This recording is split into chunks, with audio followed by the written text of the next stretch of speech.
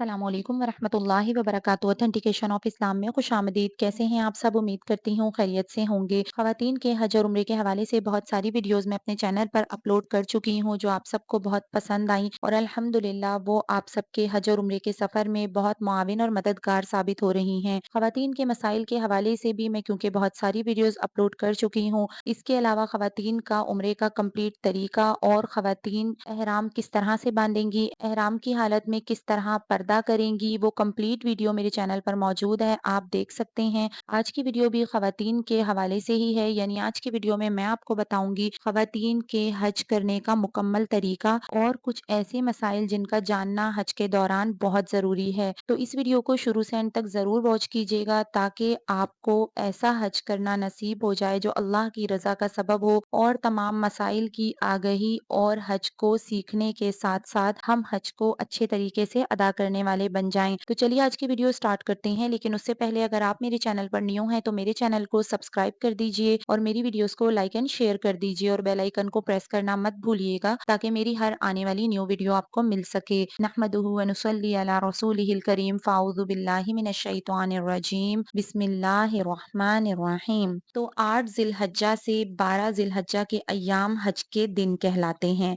यही दिन इस सारे सफर का हासिल होते हैं और इन्हीं दिनों में इस्लाम का अहम रुकन हज अदा होता है। 7 जिलहज्जा को मगरिब के बाद 8 जिलहज्जा शुरू हो जाती है, तो इसलिए पाकिस्तान से जाने वाले ख़वातीनो हजरात या इंडिया से जाने वाले ख़वातीनो हजरात को उनके मुअल्लिम यानी कि उनके होटल वाले बस के जरिए से 7 जिलहज्जा की रात को ही मिना पहुंचा देते हैं। तो यहाँ पर कुछ लोगों को ये अश्काल होता है कि हज तो 8 जिलहज्जा को शुरू होता है, फिर 7 जिलहज्जा को ये लोग ले जाते हैं। तो यहाँ पर मैं एक बात आपको समझाती चलूं, शायद मैंने इससे पहले भी एक वीडियो में ये बात आप लोगों के साथ शेयर की थी कि हम अपने मुल्क से जो ट्रेनिंग लेकर जाते हैं जिसमें हमें ये बताया जाता है कि 7 जिलहज्जा की रात को आपको मिना ले जाया जाएगा, लेकिन वहाँ पे क्या हुआ कि हमारे होटल में कुछ क्लासेस उन्होंने दी हज के हवाले से और उन क्लासेस में ये बताया कि 8 जिलहज्जा को क्योंकि हज के डेज शुरू होते हैं, हज के अय्याम शुरू होते हैं, इसलिए आप 7 जिलहज्जा को तो मिना चले जाएंगे, लेकिन आपने नियत 8 जिलहज्जा को मिना में जाकर ही करनी है, जो कि गलत है। आप जब अपनी क़ियाम गाह से, यानी जो होटल है वो हमारा क़ियाम गाह है, रहने की जगह है, तो जब हम वहां से निकलेंगे तो हम हज की नियत करके और हज अदा करने का इरादा या नियत करके निकलेंगे। तो नियत आपने होटल से ही करनी है, लोगों की बातों में नहीं आना है, ठीक है।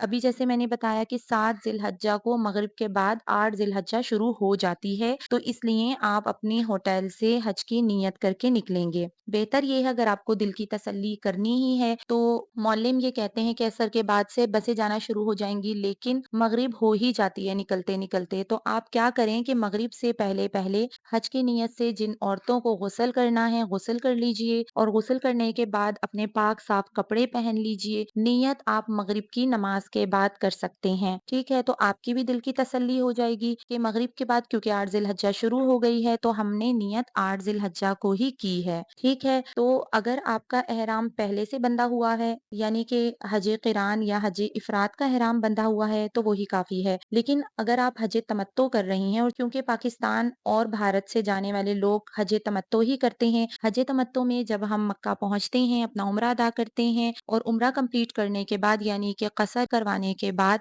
एहराम खोल देते हैं और हज का एहराम दोबारा से बांधते हैं। तो जब एहराम का इरादा हो तो सुन्नत के मुताबिक गुस्ल करना है, ठीक है। अगर हैज या माहवारी या पीरियड्स आए हुए हों, क्योंकि ये नहाना सफाई के लिए होता है, तो तब भी इस गुस्ल को कर सकते हैं, इसलिए गुस्ल कर लें, नाखून काट लें, बगल और जेरे नाफ बाल साफ करके फारिग हो जाएं और अगर कोई गुस्ल ना करना चाहे तो वजू करना भी काफी है, ठीक है। मकरू वक्त ना हो और हैज़ और निफास की हालत ना हो तो खवातीन एहराम बांधने की नियत से घर में 2 रकत नफिल अदा करेंगी और घर ही में हज का एहराम बांध लेंगी। और अगर मकरू वक्त हो या माहवारी आ रही हो, पीरियड्स आ रहे हो, तो नफिल नहीं पड़ेंगी, सिर्फ वुजू या गुस्ल करके एहराम बांध लेंगी, यानी एहराम की नियत कर लेंगी। अब एहराम बांधने का तरीका ये है कि अगर हज फर्ज है तो बवक्ते एहराम हज फर्ज की नियत करनी है, ठीक है। नफिल है तो नफिल हज की नियत करेंगे, या फिर اگر کسی دوسرے کی طرف سے حج کر رہی ہیں تو ان کا نام لے کر کہ میں فلاں ابن فلاں، یا مثلاً یہ کہ میں اپنے والد والدہ یا اپنے شوہر کی طرف سے حج کا احرام باندھتی ہوں، نیت کے الفاظ یہ ہیں کہ اے اللہ میں آپ کی رضا کے لیے حج کی نیت کرتی ہوں، آپ اس کو قبول کیجیے اور میرے لیے آسان کر دیجیے۔ پھر فوراً ہی حج کے احرام کی نیت سے 3 مرتبہ آہستہ آواز میں لبیک پڑھنا ہے، لبیک اللہم لبیک، لبیک لا شریک لک لبیک، ان الحمد والنعمت لک والملک لا شریک لک، اور حج کے آسان ہونے کی دعا کریں، بس احرام بند گیا۔ احرام کی پابندیوں کے حوالے سے ایک کمپلیٹ ویڈیو میں نے بنائی ہے جس میں عورتوں کے احرام کی کون کون سی پابندیاں ہیں، عورتوں کا احرام کیا ہے، تو اس ویڈیو کو آپ واچ کر لیجئے گا، میں ڈسکرپشن باکس میں اس کا لنک دے دوں گی۔ اب آپ حج کا احرام باندھے ہوئے مکہ معظمہ سے منا کو چلیں گے۔ راستے میں اترتے چڑھتے صبح شام نمازوں کے بعد حاجیوں سے ملاقات کرتے وقت آہستہ آواز میں لبیک کہیں اور 1 مرتبہ درود شریف پڑھیں اور یہ دعا مانگیں، اللہم انی اسألک رضاک والجنہ واعوذ بک من سخطک والنار، کہ اے اللہ میں آپ کی رضا اور جنت مانگتی ہوں اور آپ کی ناراضگی اور دوزخ سے پناہ مانگتی ہوں۔ اس کے علاوہ جن لوگوں کا سفر بسوں سے ہوتا ہے تو راستے میں ٹریفک کے رش کی وجہ سے بسیں بہت دیر میں ہمیں منا پہنچاتی ہیں، تو صبر کا مظاہرہ کرنا ہے، کوئی مشقت کوئی تکلیف نہیں ہے سفر میں، راستے میں، کیونکہ ایئر کنڈیشن بسیں ہوتی ہیں، بہت ٹھنڈی چل بسیں ہوتی ہیں، اس میں اپنا ذکر کرتے ہوئے وقت گزاریں، بے چینی اور بے صبری کا مظاہرہ نہ کریں کہ ابھی تک اتنا وقت ہو گیا مینا نہیں پہنچے، اور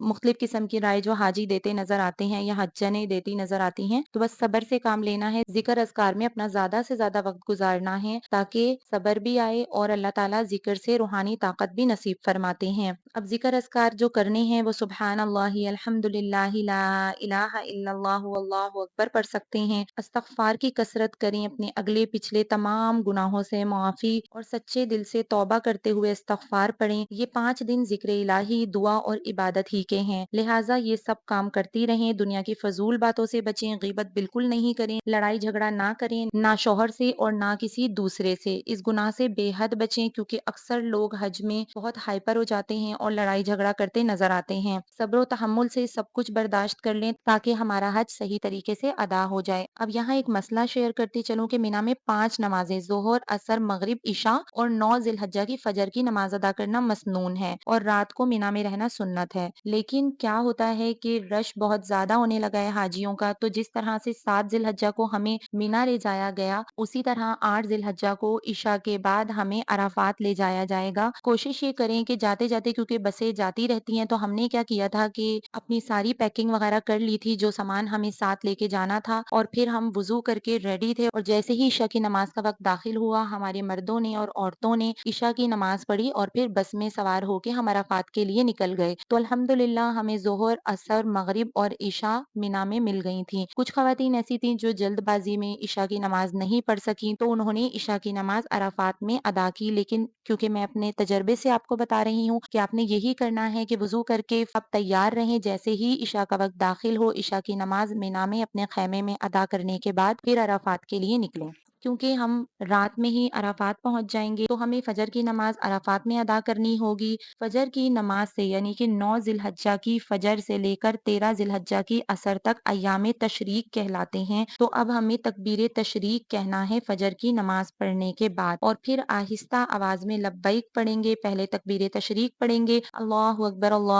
لا الہ الا اللہ واللہ اکبر وللہ الحمد، تکبیر تشریق کہنے کے بعد آہستہ سے لبیک کہیں گے۔ اب ہم نے کیا کیا کہ ناشتے وغیرہ سے فارغ ہو کر آرام کر لیا، تھوڑا سا آرام کرنے کے بعد اٹھیں، اٹھ کے وضو کریں اور وضو کرنے کے بعد اپنا قرآن پڑھیں، ذکر تسبیحات کریں۔ وقوف عرفہ کا وقت زوال کے بعد شروع ہو جائے گا، اس لیے کھانے وغیرہ سے بھی جلدی ہی فارغ ہو جائیں اور زوال ہوتے ہی وقوف شروع کر دیں۔ یاد رہے کہ یہ بہت ہی خاص جگہ اور خاص وقت ہے، اس سے بہتر وقت زندگی میں نہیں ملے گا، اس کا ایک لمحہ بھی ضائع نہ ہونے دیں، گرمی ہو یا سردی سب کچھ برداشت کر جائیں اور شام تک دعا اور استغفار کرتے رہیں، اللہ تعالیٰ سے گڑ گڑا کر دعائیں مانگتے رہیں اور غروب آفتاب سے پہلے پہلے میدان عرفات سے باہر نہ نکلیں ورنہ دم واجب ہوگا۔ اب ظہر کی نماز اپنے خیمے میں ظہر کے وقت ادا کرنی ہے۔ ظہر کی نماز کے بعد جو دل میں آئے ذکر و تلاوت دعا کریں۔ یہاں کے لیے کوئی خاص ذکر مقرر نہیں ہے کہ اس کے بغیر حج میں کوئی فرق آ جائے گا۔ اگر ہو سکے تو علماء کرام بزرگان دین جو عمل بتاتے ہیں وہ یہ ہے کہ پہلے 3 یا 5 یا 7 مرتبہ الحمدللہ کہیں، پھر نماز والا درود شریف پڑھیں، پھر گڑ گڑا کر اپنے تمام گناہوں سے توبہ کریں، پھر 11 مرتبہ دل سے یہ استغفار کریں،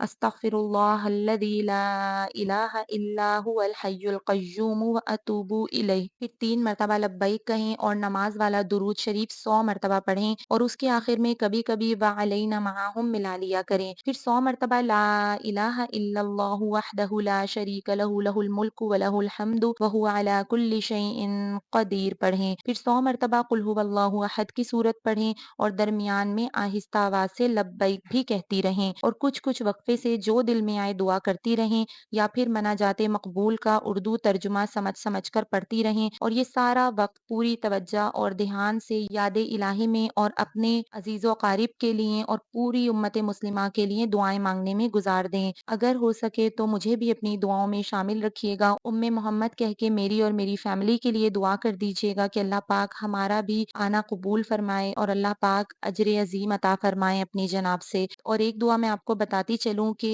عرفات میں بھی اور آئندہ ہر جگہ جہاں جہاں جائیں یہ دعا ضرور مانگ لیا کریں کہ اے اللہ، یہاں پر آج تک جتنی دعائیں آپ کے انبیاء اکرام علیہم السلام نے اور سرکار دو عالم صلی اللہ علیہ وسلم اور آپ کے مقبول بندوں نے مانگی ہیں یا بتلائی ہیں اور وہ میرے حق میں مناسب بھی ہیں تو انہیں قبول فرما لیجئے۔ اسی طرح غروب آفتاب تک خشوع اور خضوع کے ساتھ دعا میں لگی رہیں، دنیا کی اور گناہ کی باتوں سے خاص طور پر بچیں، کسی سے لڑائی جھگڑا نہ کریں، غروب آفتاب سے پہلے میدان عرفات سے باہر نہ نکلیں، اگر نکل گئیں اور حدود عرفات کے اندر واپس نہ آئیں تو دم واجب ہو جائے گا۔ اب ہو سکے تو کچھ دیر قبلے کی طرف رخ کر کے کھڑی ہو کر خشوع اور خضوع کے ساتھ لبیک کہیں اور جو دل چاہے دعا مانگیں، جب تھک جائیں تو بیٹھ جائیں، کھڑے ہو کر یہ وقوف کرنا زیادہ افضل ہے، ہو جائے تو اچھا ہے ورنہ ضروری نہیں، بیٹھ کر بھی کر سکتی ہیں۔ اب وقوف عرفات کو لے کے چند مسائل میں آپ کے ساتھ شیئر کر رہی ہوں، غور سے سن لیجئے۔ پہلا مسئلہ یہ ہے کہ وقوف عرفات کے لیے خواتین کا حیض اور نفاس اور جنابت سے پاک ہونا شرط نہیں ہے، اس حالت میں بھی وقوف صحیح ہو جاتا ہے۔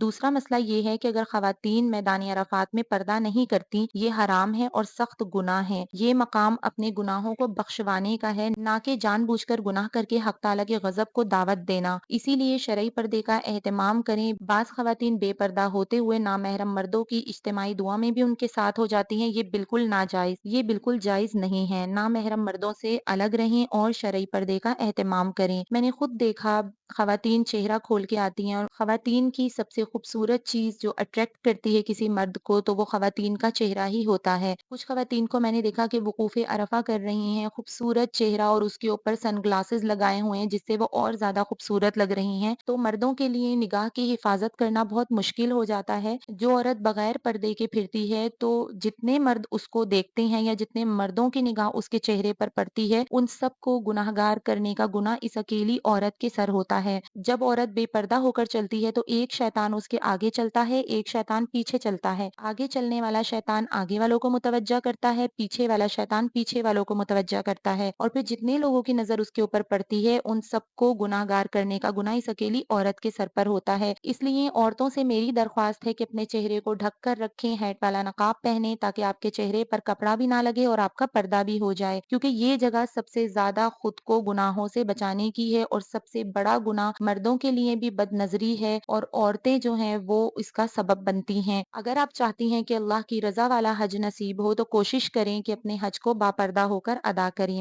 اب جب میدان عرفات کے میدان میں آفتاب غروب ہو جائے یا سورج غروب ہو جائے تو یہاں مغرب کی نماز ہمیں نہیں پڑھنی، بغیر نماز پڑھے عرفات سے مزدلفہ روانہ ہونا ہے اور راستے میں ذکر اللہ، درود شریف اور لبیک پڑھتے رہیں اور پھر مزدلفہ میں پہنچ کر یہ کام کرنے ہیں کہ مغرب اور عشاء عشاء दोनों नमाजें मिलाकर इशा के वक्त में अदा करनी है। ठीक है, आप मगरिब के बाद जब सूरज गुरूब हो जाए, अराफात से निकल के मुजदलफा पहुंची, तो अब आपने इशा की नमाज का वेट करना है। जब इशा की नमाज का वक्त हो जाए, इशा की अजान हो जाए, तो इशा की नमाज के वक्त में मगरिब और इशा दोनों नमाजों को मिलाकर अदा करना है। दोनों नमाजों को मिलाकर अदा करने का तरीका ये है कि जब इशा का वक्त हो जाए तो पहले मगरिब के 3 फर्ज अदा करने हैं, सलाम फेर कर तकबीर तशरीक कहना है और लब्बैक पढ़ना है। उसके बाद मगरिब की सुन्नतें नहीं पढ़नी बल्कि फौरन इशा के फर्ज अदा करने हैं। अगर मुसाफिर हैं तो 2 रकत और मुकीम है तो 4 रकत फर्ज नमाज अदा करेंगे। इसके बाद मगरिब की 2 सुन्नतें, फिर इशा की 2 सुन्नत और 3 वितर पढ़ें। नफिल पढ़ें या ना पढ़ें इसका इख्तियार है,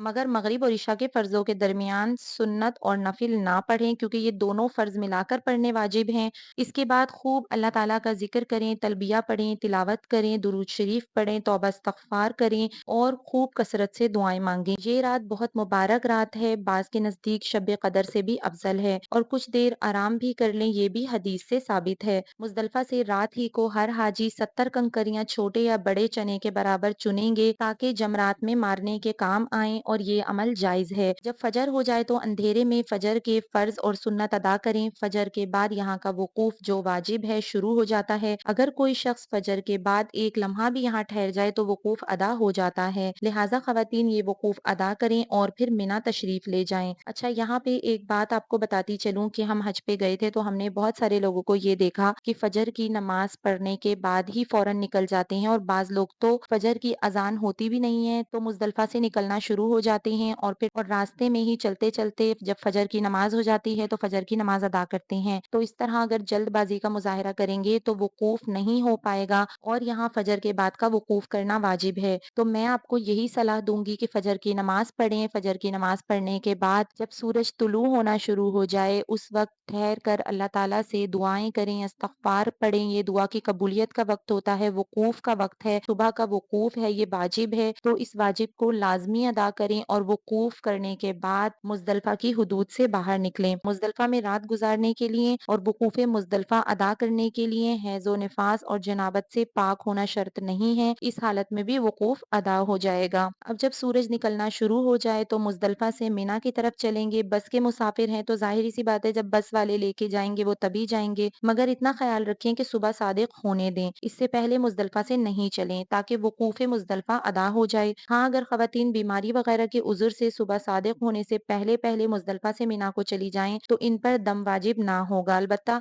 जो मर्द हजरात हैं जो उनके साथ हैं उस वक्त वकूफ को तरक करने से दम वाजिब होगा, लिहाजा खवातीन की मजबूरी से अपना वाजिब तरक ना करें। बहरहाल मिना पहुंचने पर आपका क़याम कम अज कम 3 दिन यहीं रहेगा। सिर्फ तवाफ़े ज़ियारत के लिए एक दिन मक्का मुकर्रमा जाना होगा जिसकी तफसील मैं आगे बताऊंगी इंशाअल्लाह। अब 10 जिलहज्जा का दिन शुरू हो गया है तो आज का दिन बहुत मसरूफ है। इस दिन खवातीन को बहुत सारे काम करने हैं जिन्हें तरतीब से मैं आपको बताऊंगी, तो बहुत तवज्जो के साथ सुनिएगा। तो अगर आप चाहें तो डायरेक्ट जमरात चले जाएं, कंकरियां मार के एक ही दफा मिना जाएं, क्योंकि हमने भी दोनों दफा यही किया था। जब आप जमरात पे पहुंच जाएं तो सबसे पहले जमरातुल अक़बा के 7 कंकरियां मारनी है और कंकरियां मारने का तरीका ये है कि जमरातुल अक़बा के आगे एक दीवार है, वहां दीवार के ऊपर खड़ी हो जाएं, आराम से अपनी 7 कंकरियां अपने हाथ में लें, दीवार के पास खड़ी हो जाएं, नहीं तो थोड़ा सा पीछे खड़ी हो जाएं जहां आपको सहूलत और आसानी की जगह मिले। ठीक है, बहुत रश में घुसने की जरूरत नहीं है क्योंकि पहले दिन बहुत ज्यादा रश होता है, तो बहुत सहूलत और सब्र के साथ ये काम करना है। फिर आहिस्ता आवाज से बिस्मिल्लाह अल्लाहु अकबर कहकर एक कंकरी सीधे हाथ से जमरे के सतूनों की जड़ में फेंक देनी है। कुछ ऊपर भी लग जाए तो हर्ज नहीं, लेकिन जो इसका अहाता बना हुआ है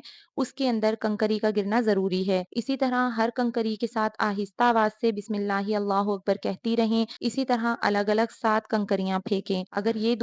ये दुआ आसानी से याद हो तो पढ़ लें, वरना जरूरी नहीं। दुआ ये है, रग़मल लिश्शैतानी व रिज़ल लिर्रहमान, अल्लाहुम्मा अजअलहु हज्जम मबरूरा व सअयम मशकूरा व ज़म्बम मग़फूरा। बिस्मिल्लाह अल्लाहु अकबर कह के फिर ये दुआ पढ़ें और कंकरी मारें। फिर इसी तरह 7 कंकरियां मारनी है। अच्छा, यहाँ पे एक बात नोट कर लीजिए कि जब हम जमरतुल अक़बा को कंकरी मारने लगेंगे उस वक्त हमारा लब्बैक पढ़ना बंद हो जाएगा, यानी जो लब्बैक हमने हज की नियत करने के बाद से पढ़ना शुरू किया था, वो जमरातुल अक़बा को कंकरी मारने से पहले कहना बंद हो जाएगा। ठीक है, अब आज की तारीख में कंकरी मारने के बाद दुआ के लिए ठहरना सुन्नत नहीं है, यानी जमरातुल अक़बा पर दुआ नहीं करनी, बस कंकरियां मारनी है और अपनी रिहाइश गाह पर यानी कि मीना वापस आ जाना है। 10 जिलहज्जा की कंकरी मारने का मसनून वक्त तुलुए आफ्ताब से ज़वाले आफ्ताब तक का है और ज़वाले आफ्ताब से गुरूब आफ्ताब तक रमी का वक्त बिला कराहियत जायज है और गुरूब आफ्ताब से सुबह सादिक तक रमी का वक्त मकरूह है, मगर खवातीन के लिए मकरूह नहीं है, क्योंकि दिन में यानी कि गुरूब आफ्ताब तक मगरिब तक बहुत ज्यादा रश होता है, तो वो ज़ईफ खवातीन या कमजोर खवात जो दिन के औकात में रमी नहीं कर सकती, तो वो गुरूब आफ्ताब से लेके सुबह सादिक तक रमी कर सकती हैं, उनके लिए मकरूह नहीं है। और 10 तारीख में सुबह सादिक से तुलुए आफ्ताब तक का वक्त भी जायज है। अब चूंकि आजकल हुजूम बहुत ज्यादा होता है और हुजूम के अंदर रमी करने में जान जाने या सख्त तकलीफ पहुंचने का भी अंदेशा होता है, इसलिए खवातीन गुरूब आफ्ताब से तकरीबन 1 घंटा पहले कंकरी मारने के लिए जाएं। उमूमन इस वक्त हुजूम निकल जाता है और अगर इस वक्त भी हुजूम ज्यादा हो तो कुछ देर इंतजार कर लें, मगरिब की नमाज पढ़ लें और कंकरी मार लें, या रात के किसी हिस्से में जाकर कंकरी मार लें, क्योंकि रात में खवातीन के लिए कंकरी मारना मकरू नहीं है बल्कि अफजल है। बहरहाल कंकरी मारने के ये 4 औकात हैं, इनमें से जिस वक्त भी सहूलत हो कंकरी मार लेनी चाहिए। अव्वल वक्त ही में कंकरी मारने की फिक्र करना ख्वाह जान चली जाए मुनासिब नहीं है। हक ताला शानहू की अता करदा सहूलत और रुखसत पर खुश दिली से अमल करना चाहिए। अब यहाँ पे एक चीज मैं आपको बताती चलूं कि आजकल अक्सर खवातीन खुद जाकर रमी नहीं करती, इनके मर्द हजरात इनकी तरफ से कंकरियां मारकर आ जाते हैं, जबकि बगैर किसी शरई उज़र के किसी दूसरे से रमी कराना जायज नहीं है, इससे दम वाजिब हो जाता है। इसलिए खवातीन ये गलती ना करें और बिला उज़्र शरई अपना वाजिब तर्क करके गुनाहगार ना हो। अगर कोई शरई उज़्र है, किसी दूसरे को हुक्म देकर और अपना नायब बनाकर रमी करा सकती हैं तो ये जायज है। और शरई उज़्र क्या है ये भी सुन लें कि खवातीन इस कदर बीमार या कमजोर हों जिसकी वजह से वो खड़े होकर नमाज नहीं पढ़ सकती हों। दूसरा ये है कि या जमरात तक सवारी पर सवार होकर जाने में भी सख्त तकलीफ या मर्ज बढ़ने का अंदेशा हो। तीसरा ये कि या पैदल चलने पर कुदरत ना हो और सवारी भी नहीं मिलती हो, तो ऐसी खवातीन शरई लिहाज से माजूर हैं, वो किसी दूसरे शख्स को ख्वाह वो मर्द हो या औरत और मर्द ख्वाह महरम हो या नामहरम उसको हुक्म देकर अपना नायब बनाकर उसके जरिए रमी करवा सकती हैं। खवातीन को दोबारा ताकीद कर रही हूँ कि वो इस मसले को अच्छी तरह याद रखें और इसके मुताबिक अमल करें। बहुत से मर्द शरई उज़्र के बगैर खवातीन की कंकरियां उनकी इजाजत से खुद मार आते हैं, ये भी जायज नहीं है। इस तरह खवातीन की रमी अदा नहीं होती और इन पर दम वाजिब हो जाता है। इसी तरह जो खवातीन खुद जाकर कंकरियां मारने से माजूर हों तो इनका किसी दूसरे से अपनी रमी कराने का मोतबर होने के लिए जरूरी है कि वो खुद किसी दूसरे को अपनी कंकरियां मारने का हुक्म दें। अगर उनके हुक्म के बगैर किसी हमराही ने उनकी तरफ से कंकरियां मारी तो वो मोतबर ना होगा और दम वाजिब हो जाएगा। तमाम दिनों की कंकरियां मारने के लिए हैज और निफास और जनाबत से पाक होना शर्त नहीं है, इस हालत में रमी करना जायज है। ठीक है, अब उसके बाद कुर्बानी करनी है 10 जिलहज्जा को। सबसे पहला काम हमने क्या किया कि कंकरी मारी। दूसरा काम कुर्बानी का है कि जमरतुल अक़बा को कंकरियां मारने के बाद कुर्बानी करनी है, लेकिन पहले ये देख लें कि आपने कौन सा हज किया है। अगर आपने हज तमत्तो या हज क़िरान किया है तो हज की कुर्बानी करना वाजिब है, और हज इफराद किया है तो हज की कुर्बानी वाजिब नहीं बल्कि मुस्तहिब है। कुर्बानी आज 10 तारीख में करना जरूरी नहीं है, इसके लिए 3 दिन मुकर्रर हैं, 10, 11, 12 जिलहज्जा के आफ्ताब गुरूब होने तक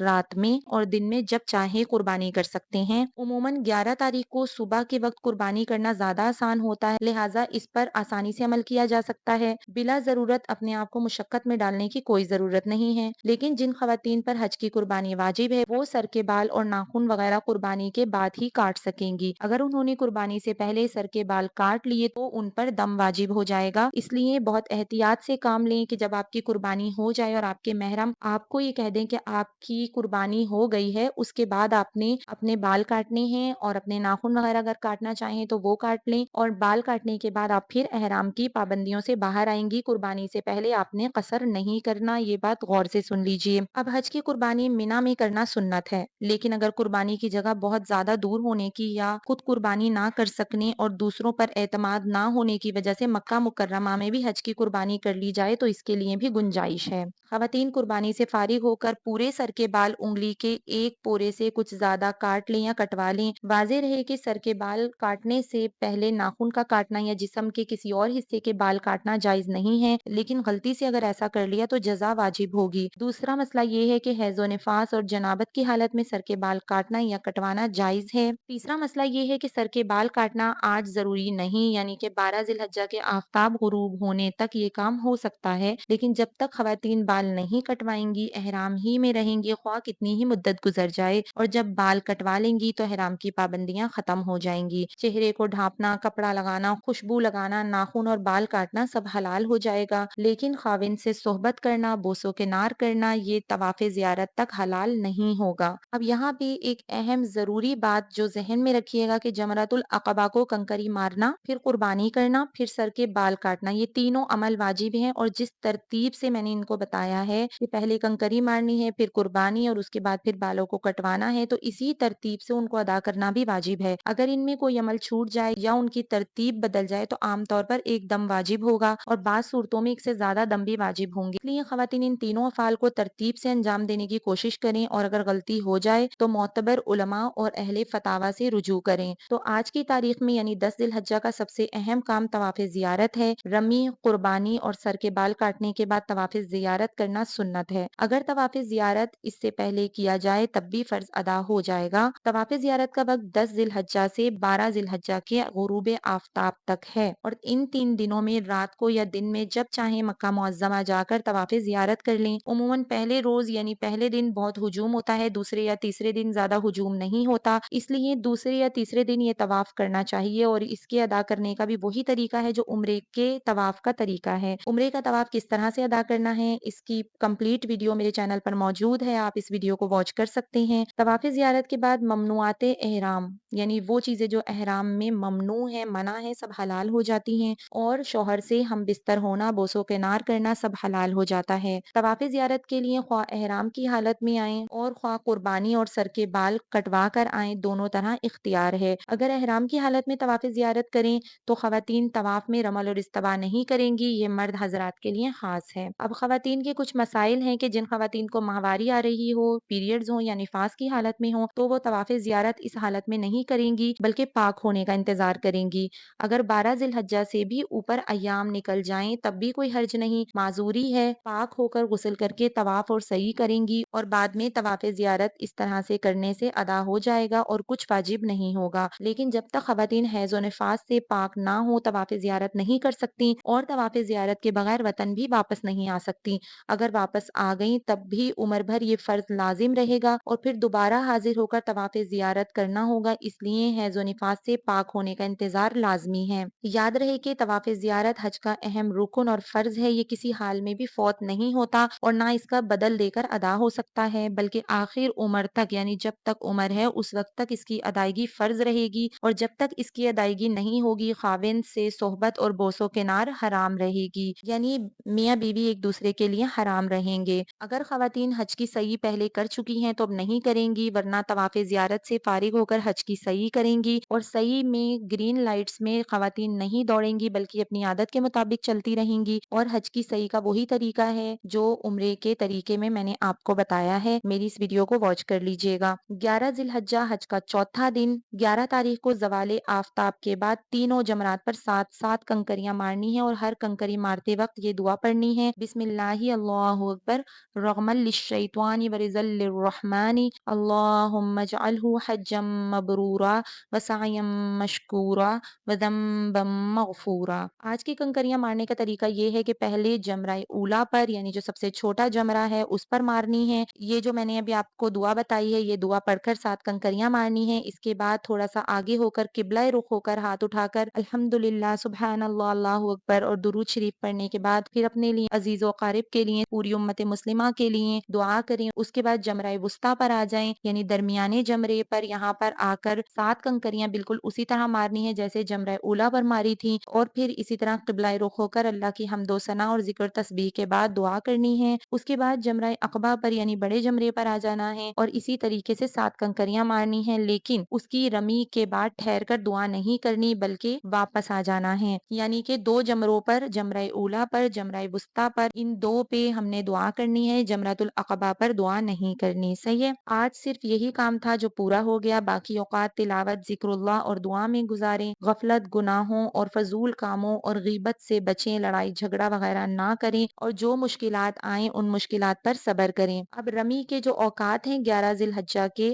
رمی کا مستحب وقت زوال کے بعد سے غروب آفتاب تک کا ہے، اور غروب آفتاب کے بعد سے 12ویں تاریخ کی صبح طلوع ہونے تک مکروہ وقت ہے۔ اب یہاں پہ ایک مسئلہ ذہن میں رکھیے گا کہ زوال سے پہلے رمی کرنا جائز نہیں ہے، کیونکہ زوال سے پہلے رمی کا وقت شروع نہیں ہوتا۔ اگر کسی نے غلطی سے اس وقت رمی کر لی تو وہ معتبر نہ ہوگی اور وقت شروع ہونے پر دوبارہ رمی کرنی ہوگی، ورنہ دم واجب ہوگا۔ قضا کے وقت میں رمی کی قضا بھی واجب ہوگی اور وقت قضا 13 ذی الحجہ کے آفتاب غروب ہونے تک ہے، لیکن قضا کرنے سے دم ساقط نہ ہوگا، وہ بہرحال دینا ہوگا۔ ٹھیک ہے، غور سے سن لیں، ذہن میں رکھ لیں۔ 12 ذی الحجہ حج کا 5واں دن، آج کا خاص کام تینوں جمرات پر ساتھ ساتھ کنکریاں مارنا ہے، بالکل اسی طرح اور انہی اوقات میں مارنی ہے جس طرح کہ 11 ذی الحجہ میں نے آپ کو بتایا ہے۔ صرف تاریخ کا فرق ہے اور کچھ نہیں، جو کام ہم نے 11 ذی الحجہ کو کیا تھا وہی ہم نے 12 ذی الحجہ کو بھی کرنا ہے۔ تو آج کی رمی کرنے کے بعد اب آپ کو اختیار ہے کہ مینا میں مزید ایک دن اور قیام کریں یا مکہ مکرمہ آ جائیں۔ اگر مکہ مکرمہ آنے کا ارادہ ہو تو غروب آفتاب سے پہلے پہلے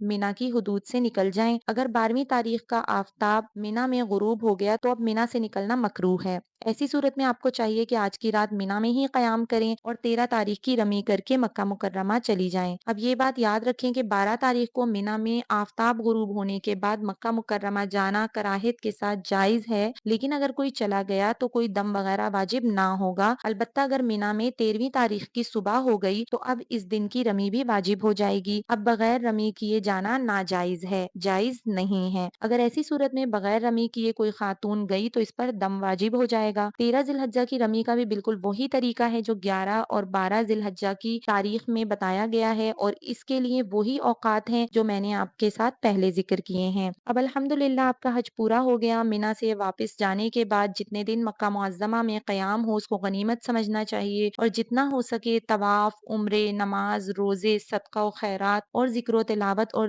نیک کاموں میں اپنے وقت کو گزاریں۔ پھر معلوم نہیں کہ یہ وقت ملے یا نہ ملے، اور موت کا وقت ہم کو معلوم نہیں کہ ایک دن مرنا ہے آخر موت ہے، کر لے جو کرنا ہے آخر موت ہے۔ تو اللہ تعالیٰ سے میری دعا ہے کہ اللہ رب العزت آپ سب کے حج کو قبول و منظور فرمائے اور اس حج میں اللہ تعالیٰ میرا بھی حصہ ڈال دیں، تو اس لیے مجھے دعاؤں میں خصوصی یاد رکھیے گا۔ اللہ تعالیٰ آپ سب کو جزائے خیر عطا فرمائے، آمین ثم آمین۔ اللہ پاک تمام حاجیوں کے لیے آسانی اور عافیت کا معاملہ فرمائے اور اللہ پاک آپ سب کے حج کو اور آپ کی عبادتوں کو شرف قبولیت عطا فرمائے، آمین ثم آمین۔ اسی طرح کی اور بہت ساری اوتھینٹک ویڈیوز کے لیے دیکھتے رہیے اوتھینٹیکیشن آف اسلام۔ السلام علیکم ورحمۃ اللہ وبرکاتہ۔